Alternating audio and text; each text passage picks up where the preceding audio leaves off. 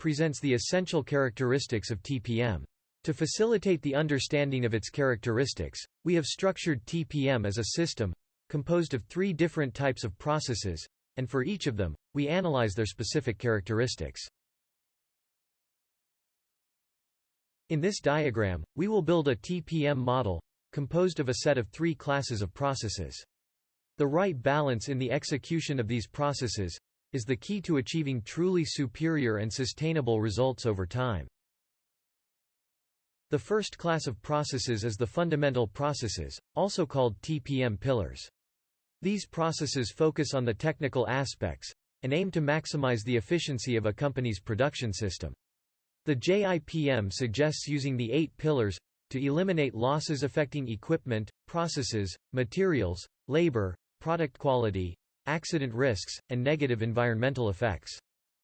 These technical processes include the maintenance and production engineering methods and procedures necessary to eliminate and prevent the occurrence of problems that affect the overall productivity of operations. The second class of processes is related to the way in which new behaviors and work habits are developed, both at the managerial and operational levels. These are processes that integrate activities that allow the transformation of a company's culture. Training processes and, in particular, accompanying people to create spaces of trust, improve communication and develop new leadership competencies, are some of the actions used to strengthen people's autonomy and increase their commitment to the company's goals. The 2 previous processes, both technical and culture development, will not be effective if the company does not consider the possibility of improving the quality of the management employed in the company. For this reason, this model includes a third process that is related to improving the quality of management, both at the level of the management teams and at the first operational level. These processes improve the planning, delegation, coordination, execution, monitoring, and improvement of business operations. We explain the characteristics of TPM technical processes, which aim to maximize the overall efficiency of the production system, increase the value added, decrease manufacturing costs, improve product quality and improve safety at work. Maximizing the overall efficiency of the production system is an essential technical feature of TPM. While traditional maintenance systems have focused on improving methods to achieve efficient use of factory equipment, the scope is wider when TPM is interpreted as a management system, as it allows to identify, eliminate and prevent losses in production, administrative and logistic processes. Improving the overall efficiency of the production system means obtaining the maximum output, while minimizing the input, materials, equipment, energy, working hours, etc. The key to maximizing the efficiency of the production system lies in increasing added value and reducing manufacturing costs. The practices used in TPM maximize the use of the company's resources, defined by the acronym 4M+1T, with the aim of manufacturing products and providing a high-quality service at competitive costs. For operational activities, TPM facilitates the development of competencies so that employees can increase their ability to prevent early-on potential problems that may arise in the operation. As a result, improvements are achieved in the management indices, known by the letters PQCDSM, ensuring increased equipment reliability and process capability to produce perfect products, without additional investment. The results obtained with TPM are of 2 types, tangible and intangible. The effect is especially noticeable in the reduction of response times to customers, reduction of manufacturing costs, increase of customer satisfaction, and strengthening of the company's competitive position. From its inception, TPM focused on maximizing equipment efficiency.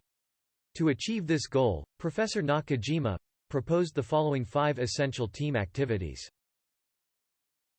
First, maintain the basic condition of the equipment. That is, performing actions that ensure that the equipment is perfectly clean, lubricated, and adjusted. These 3 characteristics indicate that the equipment has the necessary conditions to achieve the best performance levels. Second, maintain the operating conditions required for the equipment to operate at full capacity. Unclear or incomplete operating conditions lead to hidden defects and failures. Proper standardization, training, and operational discipline are essential elements to avoid equipment deterioration due to misuse. Third, restore deteriorating equipment. It is typical that when a breakdown occurs, only the parts directly involved are repaired. Therefore, even if a worn or broken part is replaced, breakdowns will recur, as the balance between original accuracy and strength is not restored. Routine inspections by operators and maintenance personnel are essential to identify and correct deterioration early. Fourth, correct design weaknesses. Even if basic conditions are strictly controlled, maintenance costs increase when equipment life is short and inspections, checks and treatment to restore conditions cannot keep pace with occurrences or failures. In these cases, the causes of the problem are likely to be due to design deficiencies at certain points in the equipment.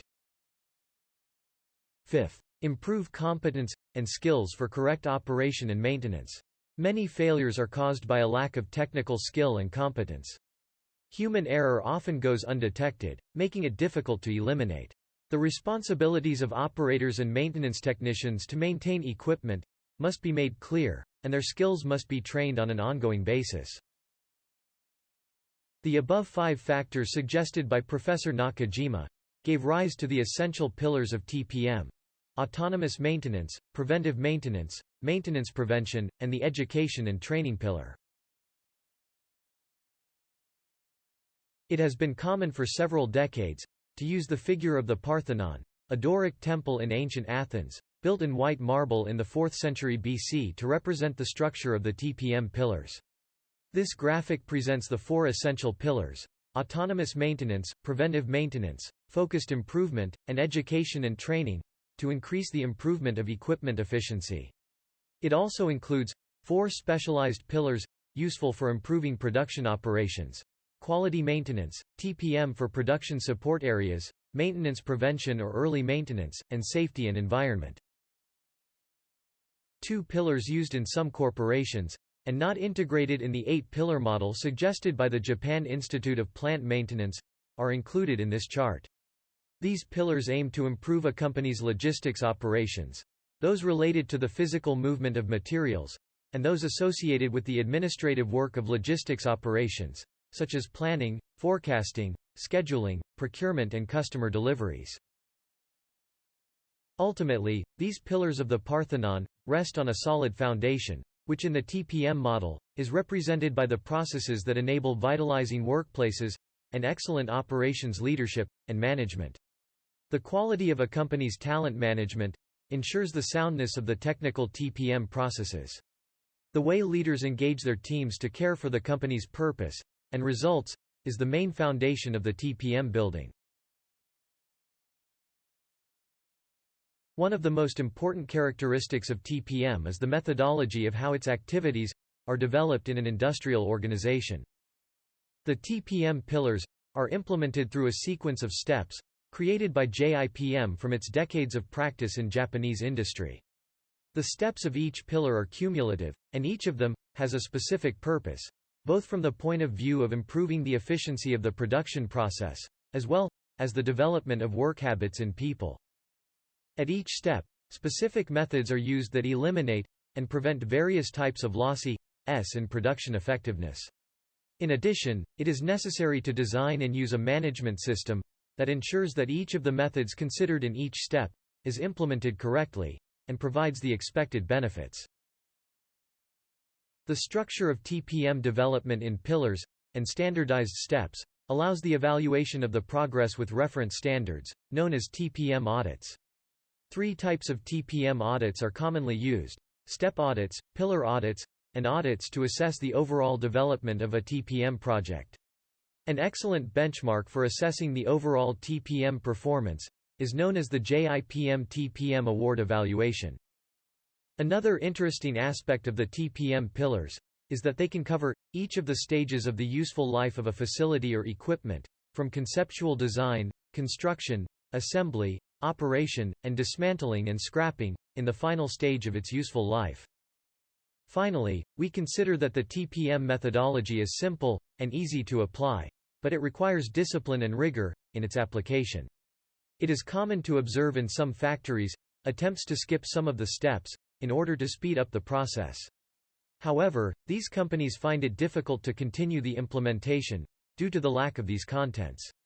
These companies must return to the corresponding step, but at the cost of having generated some dissatisfaction and insecurity among the plant personnel. Now, we analyze how the TPM methodology works, and how it contributes to the optimization of overall production effectiveness.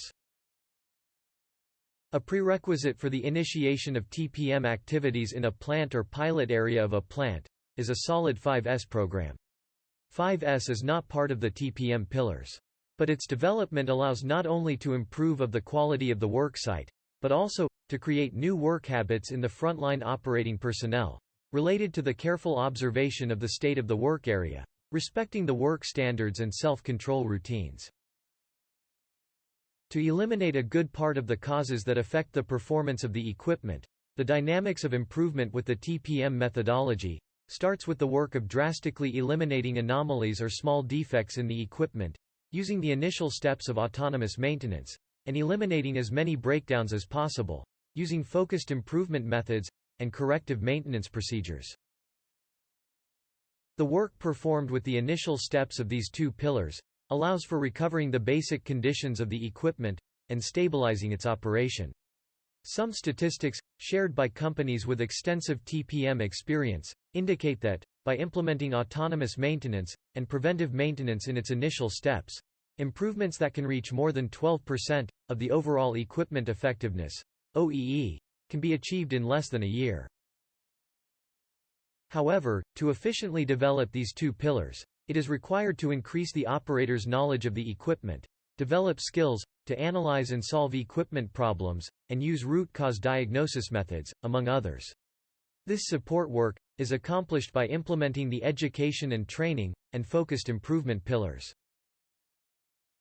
Major improvements in equipment effectiveness are achieved with the initial steps of these two TPM pillars.